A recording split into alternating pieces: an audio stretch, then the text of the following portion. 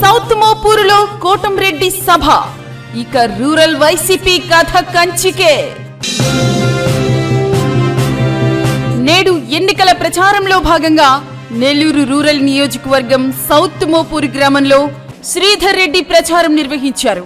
ఈ ప్రచారంలో ముఖ్య అతిథిగా టీడీపీ పార్లమెంట్ అభ్యర్థి వేమిరెడ్డి ప్రభాకర్ రెడ్డి పాల్గొన్నారు. అనంతరం గ్రామంలో నిర్వహించిన సభకు గ్రామ ప్రజలు పెద్ద ఎత్తున తరలివచ్చారు. ఇక్కడ గుర్తించాల్సిన విషయం ఏంటి అంటే, గ్రామంలో సీనియర్ నాయకుడు పముజుల దశరథ రామయ్య కోటంరెడ్డికి మద్దతు ప్రకటించారు.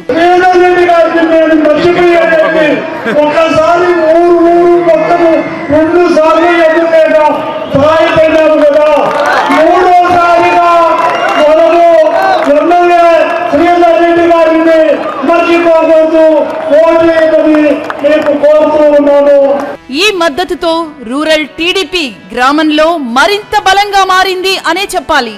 ఈ సభను చూసిన తర్వాత రూరల్ వైసీపీ ఖాతాలో నుంచి మరో గ్రామం ఖతం అని తెలుస్తుంది. శ్రీధర్ రెడ్డి వ్యూహాలతో వైసీపీకి టెన్షన్ స్టార్ట్ అయింది.